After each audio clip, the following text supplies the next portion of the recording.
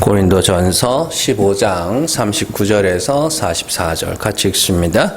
육체는 다 같은 육체가 아니니 하나는 사람의 육체요 하나는 짐승의 육체요 하나는 새의 육체요 하나는 물고기의 육체라. 하늘에 속한 형체도 있고 땅에 속한 형체도 있으나 하늘에 속한 것의 영광이 따로 있고 땅에 속한 것의 영광이 따로 있으니 해의 영광이 다르고 달의 영광이 다르며 별의 영광도 다른데 별과 별의 영광도 다르도다.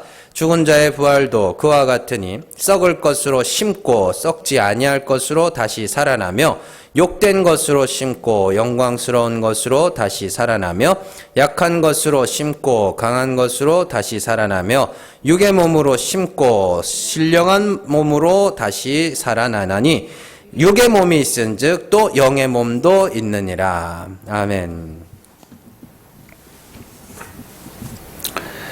고린도전서 93번째 시간입니다. 심고 다시 살아나고입니다.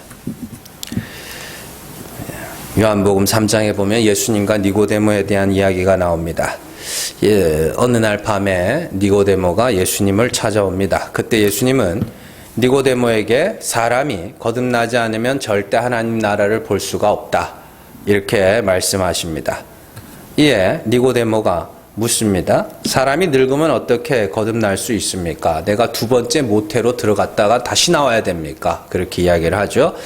이에 예수님은 물과 성령으로 거듭나지 않으면 하나님 나라에 들어갈 수가 없다라고 말씀하시면서 아주 중요한 말씀을 하십니다. 요한복음 3장 6절에서 8절 말씀 같이 읽습니다.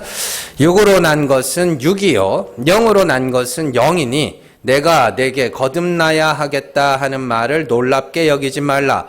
바람이 임의로 불매 내가 그 소리는 들어도 어디서 와서 어디로 가는지 알지 못하나니 성령으로 난 사람도 다 그러하니라. 아멘.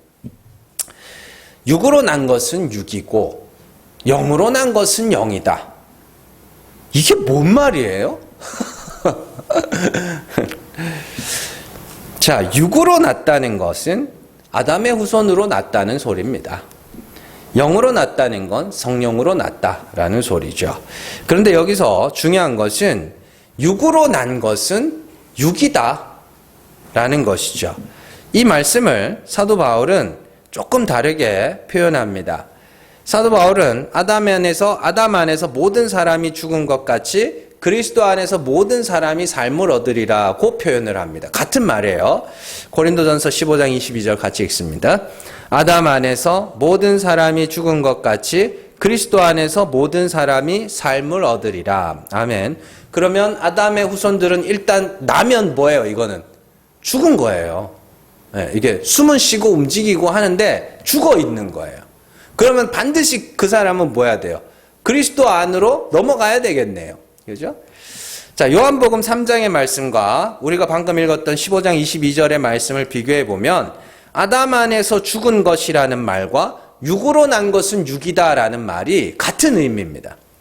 그리고 그리스도 안에서 모든 사람이 삶을 얻으리라는 말과 영으로 난 것은 영이다라는 말이 같은 의미예요.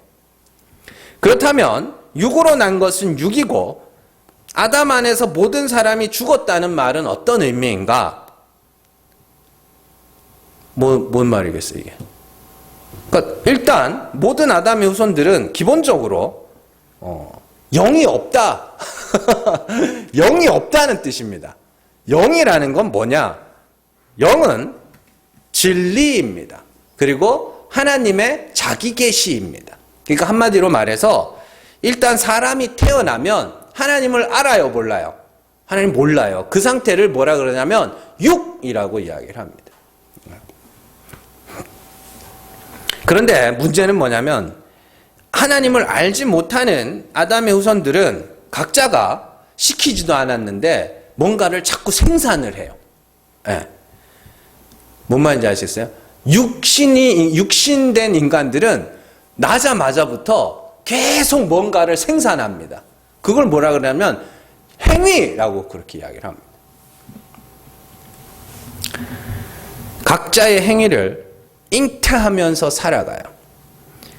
그리고 사람들은 서로의 그 행위를 보고 가치를 매깁니다. 잘 생각해. 제가 이게 지금 뭐 어디 딴 세상 이야기 하는 거 아닙니다. 우리 세상에 살아가는 사람들 이야기. 우리가 저 쓸모없는 인간. 뭘 보고 쓸모없다고 그래요? 뭘 보고? 저 행실, 저 하는 꼬라지를 보니까 아무 도움이 안 돼. 그게 쓸모없다고. 가치 없다고. 그렇게 이야기를 하죠. 돈 안 된다. 뭐 이렇게 이야기. 근데 진짜 막 도덕적으로, 윤리적으로 깨끗하고 이런 사람들 보면 뭐래요? 저 사람, 가치 있는 사람. 그렇게 이야기를 합니다. 그렇죠? 우리 세상에서 일어나는 일이에요. 그게 육이에요. 그러나 하나님은 그러한 인간들의 가치 판단은 무익하다고 말씀을 하십니다. 요한복음 6장 63절 말씀. 이게 진짜 중요한 말씀이거든요. 같이 읽습니다. 자, 살리는 것은 영이니 육은 무익하니라. 내가 너희에게 이른 말은 영이요 생명이라. 자, 이게 요한복음 3장 아까 6절에서 8절 말씀과 이 고린도전서 15장 22절 말씀을 합쳐 놓은 거예요. 영이 곧 뭐라 그래요? 생명이라 그러잖아요. 그죠? 영이 생명이라 그래요. 모든 사람이 그리스도 안에서 뭘 얻는다? 삶을 얻는 게 아니에요. 생명을 얻는다는 소리입니다. 자, 그런데 육은 무익하다 그래요. 우리가 육신의 인간, 아담의 후손으로서 인간들이 제 아무리 많은 행위들을 생산을 하고 잉태를 해놓는다고 해도 그거는 다 뭐예요? 무가치한 거예요. 무익한 거예요. 가치가 누구 앞에서는? 하나님 앞에서는 아무 가치가 없다는 소리입니다. 이런 거예요. 그러니까 복어라는 생선이 있습니다. 복어, 그 복어 알 그거 먹으면 어떻게 돼요? 큰일 나죠. 그 복어가 그래서 막 알을 엄청 많이 낳았어. 그 쓸모 있어요, 없어요? 아무 쓸모 없어요, 그거. 복어 세상에서는 복어들끼리는 뭐 하겠어요? 와, 많이 낳았네 이러겠죠. 근데 보면 이거 먹으면 죽는다. 사람이 먹으면 죽는다 그러겠죠. 그런 겁니다. 살리는 것은 영이니 육은 무익하다. 육신의 인간, 하나님을 알지 못하는 인간들이 제 아무리 엄청난 것들을 생산을 한다 해도 그건 하나님 앞에서는 무익하다. 하나님은 그거 하나도 카운트하지 않는다 소리입니다. 이런 거예요. 그러니까 그 옛날에 애들 갖고 노는 동전이 있었어요. 100원짜리, 500원짜리 이걸 플라스틱으로 만들어가지고 이걸 못된 애들이 그걸 이렇게 가게 가가지고 막 가게 여기 끼워서 돈을 주기도 하고 뭐 그랬고 그런 거 진짜 많이 했네. 그랬는데 그런 거예요. 그러니까 애들이 갖고 노는 그 플라스틱 동전은 제 아무리 많이 갖고 있어도 그거 뭐예요? 진짜 가게가 아무짝에도 쓸모없는 거죠. 그런 겁니다. 제 어릴 때 이 분유 깡통에 이 구슬을 막 한가득 채워놓고 다녔거든요. 그거 구슬 따먹게 해가지고 따가지고 또 막 그 동그란 딱지 있어요. 이런 동그란 딱지 그 뜯어가지고 쓰는 그것도 막 이렇게 막 이따만한 데다가 막 와이셔츠 박스 이런 데 막 이렇게 채워놓고 그랬다고요. 그거 해가지고 그거 지금 다 어디 갔어요? 아무짝에도 쓸모없는 거잖아요. 그러니까 이 하나님 앞에서 인간의 행위라는 게 그런 겁니다. 그냥 우리들 그게 그렇다고 해서 아무 때나 살 거 이게 인간 세상의 질서를 유지하기 위해서 사람 사는 세상에서는 필요한 것이지 그게 하나님 앞에서 그게 인정받을 거라고 착각하면 안 된다는 이야기입니다. 그러니까 어린아이의 딱지 같은 거예요. 그거.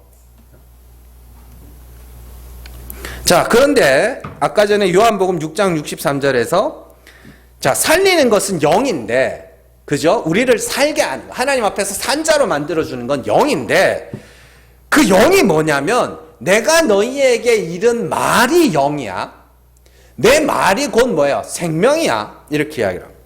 그러면 그 말이 뭐예요? 요한복음 1장 1절 같이 읽습니다. 태초에 말씀이 계시니라. 이 말씀이 하나님과 함께 계셨으니 이 말씀은 곧 하나님이시니라. 그러니까 예수님이 내가 무슨 말을 했는데 너희가 그 말을 잘 듣고 기억하고 있으면 그게 너희의 영이고 생명 이게 아니에요. 예수님의 말 그러면 뭐예요? 하나님이에요. 예수님이 나타내신 하나님. 너희가 상상하고 추측해서 만들어낸 그 괴물들 말고 참 하나님, 예수님이 나타내신 참 하나님, 그게 영이야. 너희가 그 하나님을, 예수 그리스도를 통하여 그 하나님이 그런 분, 그 하나님이 참 하나님이심을 믿으면 그게 뭐예요? 영이야. 그게 뭐예요? 생명이야. 이렇게 이야기를 합니다. 그러니까 그리스도 안에서 삶을 얻는다, 그리스도 안에서 생명을 얻는다는, 그리스도를 통하여 참 하나님이 어떤 분인지를 알면 그게 우리의 뭐예요? 생명이에요. 그러면 그 안다고 되느냐? 안다고 되는 건 아니죠. 근데 그 말에는 능력이 있다고 그랬죠. 말에는 어떤 능력이 있어요? 그대로 되게 하는 능력. 예수님의 말씀에는 능력이 있다는 건 그 말대로 되게 하는 능력이 있다는 거예요. 그래서 예수님이 나타내신 하나님이 죽은 자를 살리시는 하나님이죠. 그게 영으로 들어가면 그게 뭐 하기 시작하냐면 그렇게 되도록 만들어가기 시작하는 거예요. 자, 그러면 이렇게 됩니다. 하나님을 알지 못하는 상태를 육이라 하고, 육의 상태인 인간이 아무리 많은 선한 행실을 내어놓고 아무리 많은 율법의 행위와 윤리적이며 도덕적인 행위를 내놓아도 그것은 하나님 앞에서 어떠한 가치도 가지지 못합니다. 왜냐하면 하나님은 애초에 그런 것을 내놓으라고 하신 적이 없기 때문입니다. 그런데 영을 받아 하나님이 어떠한 분인지를 알게 된 자들은 어떻게 해요? 하나님이 원하시는 것이 무엇인지를 알게 돼요. 왜요? 하나님은 죽은 자를 살리시는 분임을 알게 되자 하나님이 원하시는 게 뭐예요? 나의 죽음이구나 라는 걸 알게 됩니다. 그래서 죄로 죽는 겁니다. 내가 죄인임을 자백하는 게 죽는 겁니다. 그러면 어떻게 돼요? 하나님의 긍휼을 구하게 되죠. 그러면 그가 뭐예요? 하나님 앞에 산자가 되는 겁니다. 그들이 천국에 가는 거예요. 거듭난 자들. 거듭난다는 것은 어제와는 다른 내가 되는 게 아닙니다. 지난 주에도 말씀드렸지만 존재가 아예 변하는 거예요.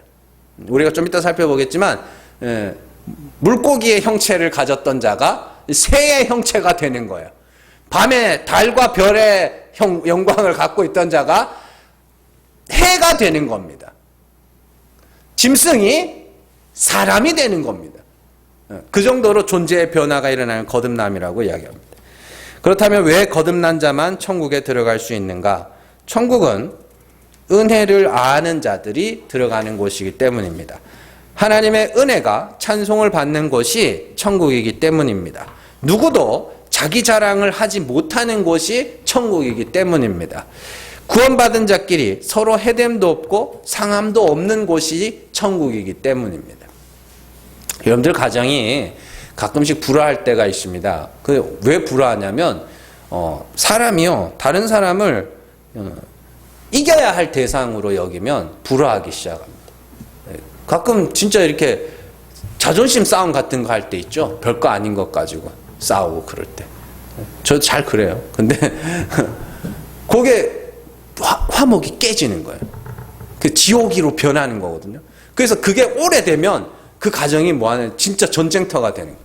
자꾸 이렇게 부모 자식 간에도 마찬가지입니다. 부모 자식 간에도 자꾸 이렇게 자녀가 나이가 먹잖아요. 그럼 엄마를 이기려고 그래요. 제가 가끔 그러거든요. 저희 부모님한테 자꾸 이기려고 그래요. 네. 그럼 부모님도 이기려고 그래요. 그러면은 이제 뭐 하는 거예요? 싸움 나는 거예요.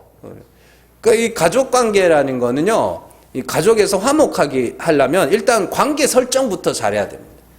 이겨야 될 대상으로 생각하면 안 돼요.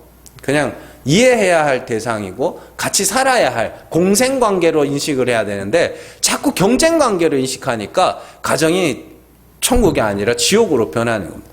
왜 사람이 그렇게 이기려고 자꾸 그러는 자, 그 천국은 이겨야 될 거예요. 다 죽어서 온 자들이에요. 자기가 얼마나 죄인인지를 다 알고 온 자들이에요. 나는 겨우 구원받았어. 겨우 구원받았어. 전부 그렇게 들어온 거예요. 그러니까 뭐예요? 니 잘났니? 니는 뭐 땅에서 어떻게 살아서 이 자리에 왔어? 뭐 그런 거 안 해요. 아무 말도 안 해요. 난 그지. 나 겨우 왔다. 야 겨우. 얘도 봤더니 나도 겨우 왔어. 그러니까 뭐예요? 누가 크다 할 수가 없는 거죠. 거기 천국이에요. 예. 네. 밥도 먹여주는 데가 천국이 아니라 뭐 이만한 짝대기 숟가락으로 그런 데 천국이 아니라 누구도 자기가 크다 하는 자가 없는, 다 겨우겨우 턱걸이로 들어와가지고 다들 그냥 나는 교회 다니면서 막 내가 얼마나 열심히 했는 줄 알아, 이런 게 없는 곳이에요. 그냥 죄만 잔뜩 들켜가지고 나 겨우 왔어. 거기가 천국이라니까. 그래서 상함도 없고 해됨도 없다고 그렇게 이야기를 하는 겁니다. 그래서 천국은 뭐가 없어요? 차별이 없어요. 차별이. 다 은혜로 구원받았기 때문에. 자, 그래서 이 땅에서 반드시 우리의 육은 죽음을 맞이해서 스스로는 구원에 이를 수가 없다는 걸 철저하게 고발당해야 됩니다. 특별히 오늘 말씀에서 우리가 유의해야 할 게 하나 있는데, 아담 안에서 모든 사람이 죽었다는 것과 우리의 육이 죽는다는 건 서로 다른 의미입니다. 아담 안에서 모든 사람이 죽었다는 건 하나님을 모른다는 뜻이에요. 그리고 육이 죽는다는 건 하나님 앞에서 내가 죄인으로 고발당한다는 걸 육이 죽는다고 이야기를 하는 겁니다. 그러니까 육이 죽는다는 것은 율법으로 말미암아 저주받을 죄인임을 고백한다는 것이고, 아담 안에서 모든 사람이 죽었다는 건 모든 사람이 하나님을 알지 못한다는 뜻이에요. 쉽게 설명하면 하나님을 아는 자가 참 생명을 가진 자이고, 그들은 참 생명을 가진 자는 죄를 자백하고 하나님의 긍휼을 구하는 육이 죽은 자가 되는 것이고, 또 하나님을 모르는 자가 아담 안에서 죽은 자들이고, 죽은 자들은 뭐예요? 스스로 영생에 이르겠다고 죽음을 죽지 못하는 것이죠. 자, 이에 대해서 잘 설명한 구약의 말씀이 제가 자주 말씀드리는 가인과 아벨의 사건입니다. 가인과 아벨의 사건에서 가인은 땅의 소산으로 하나님께 제사를 드렸습니다. 땅의 소산을 얻기 위해서는 뭐 해야 돼요? 수고하고 땀 흘려 일을 해야 땅의 소산을 얻습니다. 하나님은 사람이 수고하고 땀 흘려서 이루어낸 땅의 소산은 받지 않는다. 그게 가인의 제사예요. 뭔지 이해가 되시죠? 우리는 신앙생활을 그렇게 배우고 있지 않습니까? 열심히 수고하고 땀 흘려서 일을 한 거, 내가 수고하고 땀 흘려서 율법 지킨 거, 내가 수고하고 땀 흘려서 한 거 하나님 받으시옵소서 이렇게 하면 하나님이 그거 받아야 돼요? 아닙니다. 안 받아요. 하나님이 받으시는 건 뭐예요? 내가 준 거 내놔. 아벨이 뭐 하셨어요? 하나님 앞에 어린 양으로 제사를 드렸죠. 그러면 사람이 고기를 먹기 시작한 건 언제부터? 노아의 홍수 이후부터 고기를 먹기 시작했습니다. 그러면 그 전까지는 양을 왜 키웠어요? 가죽옷. 근데 그 가죽옷은 누가 준 거예요? 하나님이 아담에게 준 거죠. 하와에게 준 거죠. 예, 내가 준 거 그거 내놔. 그런 겁니다. 그러니까 하나님이 준 게 뭐예요? 예수. 십자가. 내 아들 내놔. 옛날에 전설의 고향이 이제 연도마다 했잖아요. 그죠? 그러니까 1편은 무조건 구미호예요. 그리고 2편은 무조건 뭐예요? 내 다리 내려. 그거잖아요. 하나님이 찾으시는 건 내가 준 거. 널 살리는 거, 그거. 자, 왜냐하면 하나님이요, 땀 흘려서 수고하여 하나님 앞에 내놓는 것들이 뭐냐면 인간의 행위들입니다. 그게 육신이 맺은 열매들이라 그래요. 모든 계명을 항상 지키기 위해서 땀 흘려 수고하는 그 행위들 있죠? 그거를 하나님은 원하지 않으십니다. 그건 하나님 앞에서 무익한 거예요. 왜냐하면 애초에 하나님은 법이라는 것을 죄를 알라고 주신 것이며 긍휼을 구하라고 주신 것이기 때문이에요. 그러니까 그걸 모르니까, 하나님을 모르니까 율법도 어떻게 해요? 주신 대로 사용하지 않죠. 그걸 순리로 쓸 것을 영리로 쓴다고 이야기를 하는 거예요. 그게 단순하게 동성애에 대한 이야기가 아니란 말입니다. 동성애는 순리로 쓰는 것을 영리로 쓰는 것의 가장 대표적인 예이기 때문에 사도 바울이 동성애에 대한 이야기를 한 거고, 거기서 바울이 말하고자 하는 건, 야, 율법이라는 건 죄를 알고 그 죄로 말미암아 하나님의 긍휼을 구하라고 준 거지, 그거 모든 계명을 항상 지켜서 그렇게 너희가 스스로 의에 이르라고 준 게 아니야. 그게 율법이라는 것을 순리로 쓰지 않고 영리로 쓰는 거야 라고 이야기를 하는 겁니다. 근데 하나님을 모르니까 영리로 쓰는 걸 순리로 보게 되는 것이죠. 그래서 하나님을 알고 율법을 통하여 내 죄를 알고 하나님의 긍휼을 구하면 그 육이 죽었다. 그리고 그게 뭐예요? 영으로 살았다라고 이야기를 하는 겁니다. 왜요? 율법에 대하여 죽는 것이 하나님에 대하여 사는 것이라고 이야기를 하잖아요. 갈라디아서에서.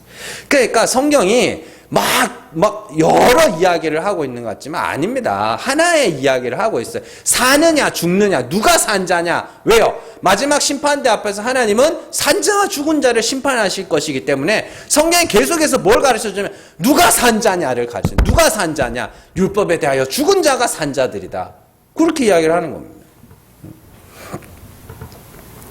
그런데 참 재밌는 것은 구약의 이스라엘을 보면서 사람들이 두 가지로 결론에 이르게 됩니다. 대부분의 사람들이 첫 번째 결론에 이르게 될 거예요. 이스라엘 백성들이 하나님 앞에 범죄하면 하나님이 그들에게 벌을 내리셨거든요. 그러면은 사람들이 뭐냐면 벌 받지 않기 위해서 뭐 해야 된다고? 죄 지으면 안 된다. 저 사람처럼 이스라엘처럼 살지 말자. 대부분 그렇게 결론에 이릅니다. 대부분. 근데요, 그거 아닙니다. 인간이, 이스라엘이라는 민족을 통해서 모든 인간이 이런 자야, 너희는 이것밖에 안 되는 자를 보여주셔요. 그러면서 동시에, 그럼에도 불구하고 내가 너희를 구원한다를 보여주는 게 이스라엘의 역사입니다. 한번 보세요. 자, 신명기 31장 16절에서 18절. 주의 깊게 읽어보세요. 같이 읽습니다.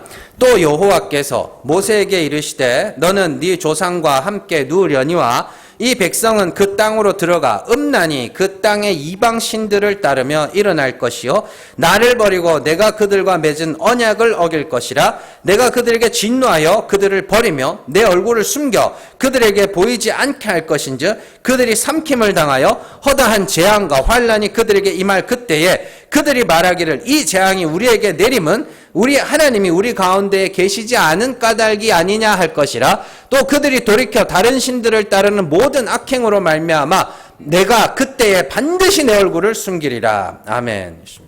이 말씀이 언제 하신 말씀이냐면 모세가 죽을 때 하신 말씀이에요. 죽기 전에. 그래서 모세가 31장에서 하나님의 말씀을 듣고 32장에서 노래를 지어서 가르쳐요. 그러니까 그때는 책이나 이런 게 없었단 말이에요. 글하는 사람들도 별로 없었단 말이에요. 그러니까 노래를 지어서 우리나라에도 그런 거 있죠. 그 뭐죠? 그 왜 공주가 뭐 어쩌고저쩌고 했다는 그 있는데 하여튼 그거 있어요. 왜 기억이 안 나네. 그런 것처럼 노래를 지어서 부르게 해요. 우리는 가나안 가서 죄 지을 거야 이러면서. 그게 32장에 나오는 노래 내용이에요. 그게 우리는 죄 지을 거야 이러면서. 이게 모세가 죽기 전에 하신 말씀이에요. 그리고 이스라엘 백성들을 가나안 땅에 들어가서 그들은 하나님의 언약, 뭐예요? 여기서 말하는 언약은 율법입니다. 시내산 언약이에요. 율법을 어길 것이며 이방신을 따르게 될 것이고 하나님은 그들의 죄에 대하여 재앙과 환란을 내리실 것이라고 말씀하십니다. 하나님의 말씀은 뭐라 그랬어요? 약속이죠? 맹세라 그랬습니다. 그 말씀은 힘이 있고 능력이 있어서 그렇게 되도록 만든다 그랬어요. 그럼 이스라엘 백성들이 어떻게 해요? 그들이 율법을 범하고 이방신을 섬기고 그래서 하나님 앞에 재앙과 환란을 받는 일들이 일어나서는 안 되는 일이에요. 그게? 그거 일어나야 되는 일이에요. 사사기 2장 11절에서 15절 같이 읽습니다. 이스라엘 자손이 여호와의 목전에 악을 행하여 바알들을 섬기며 애굽 땅에서 그들을 인도하여 내신 그들의 조상들의 하나님 여호와를 버리고 다른 신들 곧 그들의 주위에 있는 백성의 신들을 따라 그들에게 절하여 여호와를 진노하시게 하였으되 곧 그들이 여호와를 버리고 바알과 아스다롯을 섬겼으므로 여호와께서 이스라엘에게 진노하사 노력하는 자의 손에 넘겨주사 그들이 노력을 당하게 하시며 또 주위에 있는 모든 대적의 손에 팔아 넘기심에 그들이 다시는 대적을 당하지 못하였으며 그들이 어디로 가든지 여호와의 손이 그들에게 재앙을 내리시니 곧 여호와께서 말씀하신 것과 같고 여호와께서 그들에게 맹세하신 것과 같아서 그들의 괴로움이 심하였더라. 아멘. 15절이 중요한 겁니다. 이스라엘의 죄악들을 쭉 나열하면서 뭐라 그러냐면 하나님이 말씀하신 대로 됐다. 하나님 뭐라 말씀하셨는데요? 이스라엘 백성들이 가나안 땅에 들어가면 우상 숭배할 거야, 율법 어길 거야, 죄 지을 거야 말씀하셨잖아요. 그리고 그 말씀대로 어떻게 해요? 그렇게 됐네요. 그리고 하나님이 거기 와서 죄 지으면 하나님이 형벌을 내릴 거라 그랬죠. 그래서 그렇게 됐네요. 그러면 그게 일어나서는 안 되는 일이냐고요. 일어나서는 안 되는 일이에요. 일어나야 되는 일이에요. 일어나야 되는 일이에요. 일어날 수밖에 없는 일이에요. 왜요? 너희는 그것밖에 안 돼.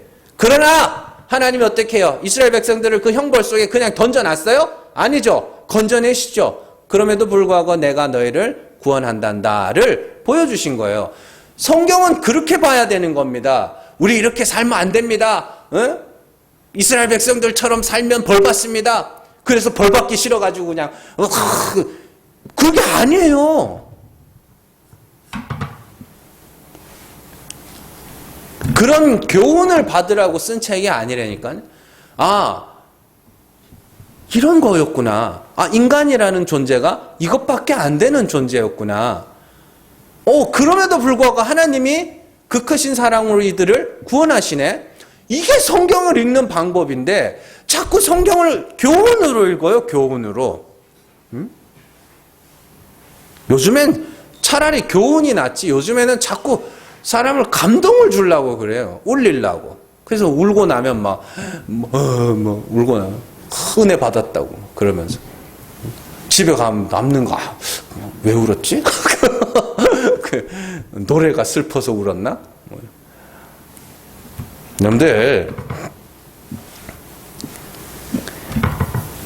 성경은 그들과 같이 되지 말라는 교훈을 주기 위해서 기록된 책이 아닙니다. 인간은 그것밖에 안 되는 자라는 것을 알라고 주신 책이며 동시에 그것밖에 안 되는 자들을 하나님의 그 크신 은혜로 구원하시는 그 사랑을 알라고 주신 책이에요. 그래서 성경이 항상 저주로 끝나지 않아요. 형벌로 끝나지 않는다고요. 그들이 부르짖을 때 하나님이 그들을 구원하신다로 끝나는 거예요. 근데 교훈과 배움은 엄연히 다릅니다. 교훈은 이 사람처럼 되자, 이 사람처럼은 되지 말자 하는 것이 교훈이지만 배움은 이런 거구나를 배우는 겁니다. 예를 들어서 큰 바위가 있어요. 큰 바위가 있는데 어떤 사람은 그 바위를 깎고 다듬어서 뭐예요? 작품을 만들어요. 누가 그랬지? 미켈란젤로인가? 하여튼 그래. 그래서 딱 다비드상을 만들 때인가? 전설인지, 저는 그게 정설인지 전설인지 모르겠어요. 다비드상을 만들 때인지 뭔지는 몰라도 보면서 저기서 저 바위를 보니 다윗이 보인다 그랬대나? 하여튼 그래가지고 그랬대는데 어쨌든 작품을 만들어요. 어떤 사람은 큰 바위로. 근데요, 어떤 사람은 바위를 보고 그 바위가 관찰을 하는 거예요. 높이는 몇 메타고 넓이는 몇 메타고 이건 성분은 이렇게 됐고 이렇게 됐고 이렇게. 이게 교훈과 배움의 차이입니다. 교훈은 그 사람에게 나아갈 바를 자꾸 제시를 하는 거예요. 이렇게 돼야 된다, 저렇게 돼야 된다. 그래서 자꾸 목사가 사람을 뭘로 만드냐면 작품을 만들려고 그래요. 근데 교훈은요, 그게 아니에요. 내가 있는 그대로 살면서 나가 어떤 사람인가를 배우는 겁니다. 성경을 자꾸 작품처럼 만들려고 그래요. 이건 성경이 기록됐잖아요. 내가 그렇게 살면 안 된다 그런다고 성경의 내용이 바뀌는 게 아니지 않습니까? 성경은 뭐 해야 돼요? 관찰해야 되는 거고 거기서 배워야 되는 거지. 그걸 자꾸 성경을 토대로 교훈을 삼아서 내가 어떤 작품이 되려고 하면 안 되는 거란 말이에요. 육으로 난 것은 육이라니까요.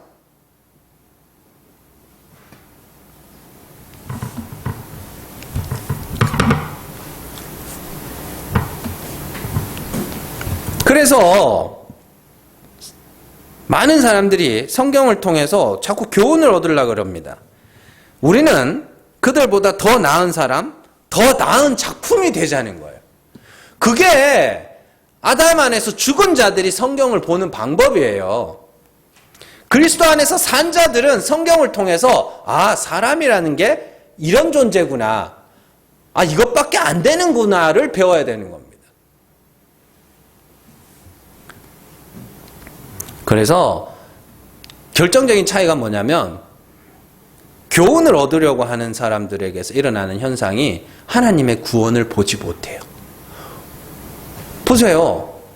벌을 받아야 부르짖어서 구원에 이를 거 아닙니까? 근데 이 사람들은 벌을 받지 말자 이렇게 간단 말이에요. 성경을 통해서 벌을 받지 말자. 그러면 이 사람들은 뭐도 없어요. 구원도 경험할 수 없네요. 주의 이름을 부르지도 못하네요. 근데 배우는 사람, 배움에 있는 사람은 이렇게 됩니다. 아, 나는 벌 받을 수밖에 없는 사람이구나. 그럼 어떻게 돼요? 주의 이름을 불러 구원에 이래야죠.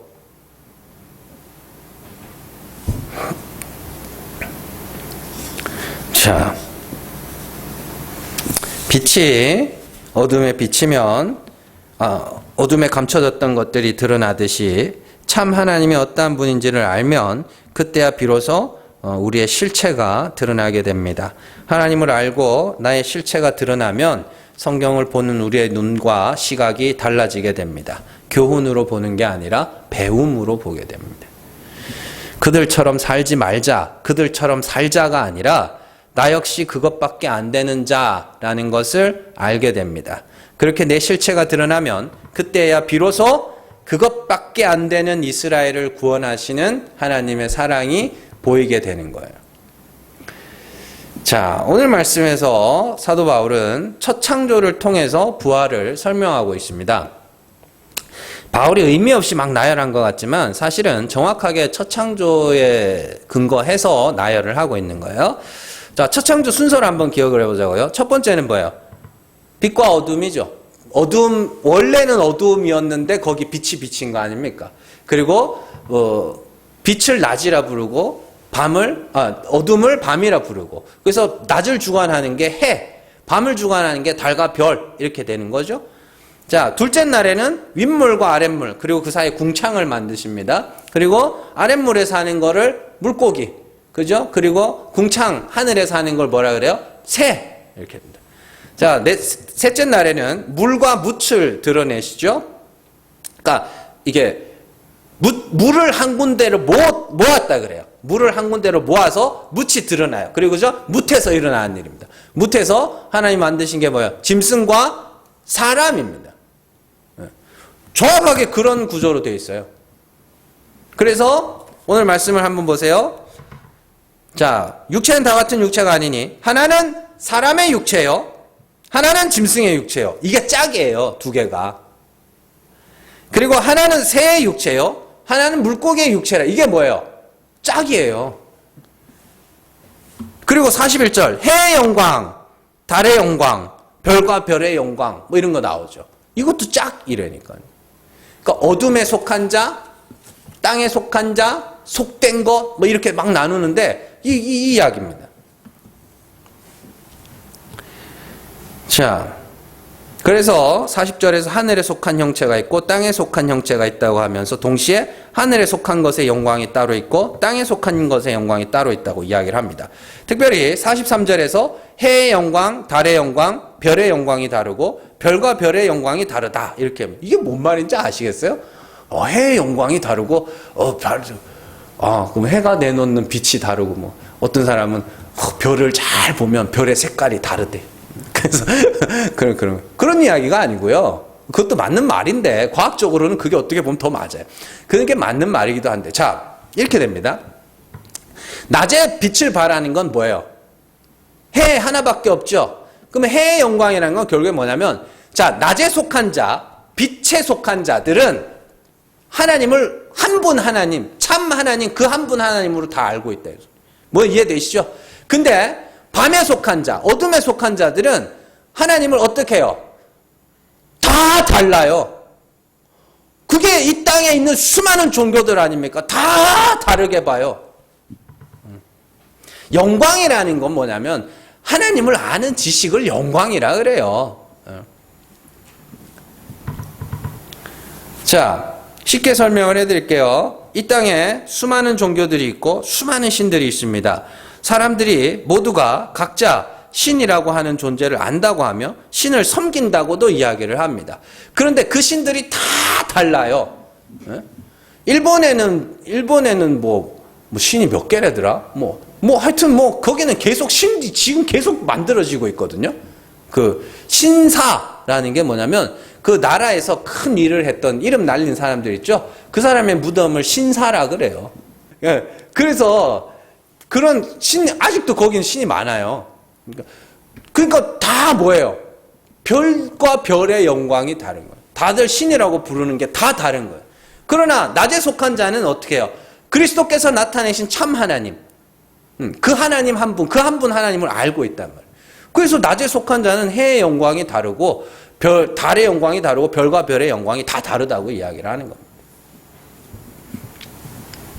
자, 사실 뭐 이런 현상들은요, 다른 종교에만 있는 거 아닙니다. 기독교 안에도 사람들은 각자가 붙들고 사는 하나님이 다 달라요. 되게 신기한 거예요. 어떤 교회 가면은 사회주의를 한대요. 목사님이 사회주의를 한대. 그래가지고 사회주의 하나님이 사회주의를 이 땅에 줬대요. 어떤 교회 가면 이제 자유민주주의 그 하나님은 자유민주주의의 하나님이래. 어떤 교회 가면 하나님은 돈을 주는 하나님, 돈 주는 하나님. 어떤 교회 가면 막 행복을 주는 하나님. 어떤 교회 가면 하나님은 도덕과 윤리를 좋아하신대. 도덕적으로 살아야 돼. 그건 80년대 엄청 먹혔어요, 그게. 80년대, 70년대 후반부터 90년대까지 그 한 20년 동안 부흥했던 교회는 도덕과 윤리. 왜냐하면 그때만 해도 우리나라가 아직까지 이 사회적으로다가 좀 미개했었어요. 그러니까 중국 욕할 거 없어요. 그때 우리나라가 중국이랑 비슷했으니까. 뒷돈 찔러주면 다 됐잖아요. 그러니까 도덕과 윤리가 많이 이제 정립이 되지 못한 시대였죠. 그 시대에 도덕과 윤리를 이야기하고 공정을 이야기하면 사람들이 막 몰렸다고요. 특히 젊은 사람들이. 그거 하나님 그럼 도덕과 윤리 좋아하시나? 정말로요? 정말 좋아하실까요? 롯을 보고 자기 딸과 동침하여 모압과 암몬을 낳은 롯을 보고 의인이라 하신 하나님이 과연 진짜 도덕과 윤리를 좋아하실까요? 난 그게 의문이 많이 생깁니다.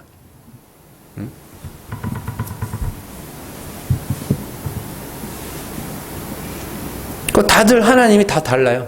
별과 별의 영광이 다 다르죠. 근데 하나님은 죽은 자를 살리신 하나님. 그리스도께서 나타내신 하나님은 죽은 자를 살리시는 은혜의 하나님입니다. 그래서 나는 그 앞에서 도덕과 윤리를 내놔라? 없어요. 뭘 다른 걸 내놔라? 수고와 열심을 내놔라? 아니, 없어요. 난 하나님이 불쌍히 여겨주셔야 구원에 이를 수 있는 자입니다. 그게 해의 영광. 자, 그래서 이렇게 되는 거예요. 물고기의 육체가 죽으면 어떻게 해요? 새의 육체로 거듭나는 겁니다. 밤에 속한 자들이 죽으면 낮의 영광을 가진 낮의 사람으로, 빛의 사람으로 거듭나는 겁니다. 이해되시죠? 짐승으로서의 인간이 죽으면 어떻게 해요? 네, 사람으로 거듭나는 것이죠. 이렇게 되는 거예요. 그게 부활입니다. 근데 지난 시간에도 우리가 배웠지만 중요한 건 뭐예요? 내가 어떤 형체를 가지느냐가 중요한 것이 아니라 또 부활이 어떻게 일어나는가도 중요한 것이 아니라 그건 누구에게 속한? 하나님께 속한 거라고 그랬죠. 그래서 중요한 건 뭐예요? 죽는 겁니다. 내 죄를 자백하고 죽는 겁니다. 날마다 죽는 겁니다. 사도 바울이 괜히 날마다 죽겠다고 한 게 아니에요. 날마다 죽는 겁니다. 우리가 힘써야 하는 것은 변화가 아니라 기적이 아니라 교훈이 아니라 작품이 되는 것이 아니라 죽음이에요. 날마다 죽음입니다. 그냥 사는 거예요. 주어진 대로 그냥 살면서 내가 어떠한 자인지를 배우는 겁니다. 그래서 그냥 살아야 배우거든요. 진짜로요. 네. 난 이런 사람이 돼야지. 그래서 사람이 이렇게 돼야지라는 그 마음을 품고 막 살면요. 내가 어떤 사람인지를 몰라요. 그냥 사는 겁니다. 하루하루 사는 겁니다. 하나님이 살게 하시는 곳에서 그냥 사는 겁니다. 그러면 비로소 보이게 될 겁니다. 정말로요. 그리고 주의 이름을 부르게 될 겁니다. 아, 이거였구나. 주의 이름을 부른다는 게 이거였구나. 그 요즘 우리나라 성도들은 되게 웃기잖아요. 회개도 시켜야 하잖아. 에? 앞에서 회개해라 하면 이제 회개하고 그러는데 아니요, 진짜 회개를 하게 될 겁니다. 늘 하나님의 선하신 뜻은 하나님은 은혜의 풍성함을 나타내시고 은혜 받아 구원받은 자들은 하나님의 은혜를 찬송하는 것. 이게 하나님의 선하신 뜻이에요. 그 그림을 잘 기억을 하세요. 그리고 이 땅에서 날마다 죽는 겁니다. 내가 나의 이기심과 추악함과 부정함을 날마다 들켜가면서 보면서 사는 겁니다. 그때마다 아이고 맞네. 하나님이 불쌍히 여겨주셔야 구원받는 거네. 그걸 배워가는 겁니다. 하나님은 우리에게 행위의 대가와 보상으로 구원을 허락하시는 분이 아닙니다. 하나님은 우리에게 어떤 작품이 되라고 하시는 분이 아닙니다. 그냥 네가 어떠한 사람인지를 배워. 네가 피조물이라는 걸 배워. 너는 하나님이 아니라는 걸 배워. 그거예요, 그거. 잘 배우고 가서 하나님 불쌍히 여겨주세요. 이게 우리 신앙생활입니다. 그게 우리의 삶을 통해서 내가 죄인이 맞나 안 맞나를 배우고요. 성경을 통해서 하나님이 은혜의 하나님이심을 배우세요. 그러면 여러분들이 낮아지게 될 거고 겸손해지게 될 겁니다. 그래서 그런 것들을 이제 변화라고 이야기를 하는 거고, 나날이 구원이 큰 선물로 여겨져야 됩니다. 이게 당연히 받아야 될 것이 아니고, 이제 구원은 당연히 떼놓은 당상이니까 이제 그보다 더 나은 것들을 원하는 그런 자가 되는 게 아니라, 하나님이 그리스도 안에서 허락하신 구원을 얼마나 크고 귀한 것인지를 배워가야 되는 겁니다. 그러니까 하나님 앞에 어떻게 하면 선한 사람처럼 보일까 너무 애쓰지 마세요. 그냥 사세요. 그냥 살면 내가 보입니다. 그리고 내가 보이게 되면 우리는 하나님의 이름을 부르짖을 수밖에 없게 됩니다. 사도 바울이 7장에서 이야기하죠. 하나님이 살게 하시는 그대로 그냥 살라고, 그대로 지내라. 할례를 받았느냐? 할례 받지 않은 자처럼 하려고 하지 말고, 어떤 특별한 사람이 되려 하지 말고 살게 하시는 그대로 살아. 종일 때 부름을 받아서 자유자가 되려 하지 말고 종으로 살아. 자유자로 부름 받아서 굳이 종이 될 필요가 없잖아. 자유자로 살아. 그냥 살아. 그리고 어떻게 해요? 거기서 배워. 뭘요? 내가 어떤 사람인지. 더 나은 자가 되려는 게 아니라 내가 어떠한 사람인가를 아는 게 중요한 겁니다. 그래서 내가 죄인임이 드러날 때 하나님의 이름을 부르짖고, 그래서 아담 안에서 삶을 얻은 자로, 생명을 얻은 자로, 하나님은 예수 그리스도의 말씀으로 말미암아 영을 가진 자, 생명을 가진 자로서 정말 하나님과 화목하게 되고 하나님 앞에서 산 자로 여김받는 자 여러분들 되시기를 주님의 이름으로 축원합니다. 기도하겠습니다.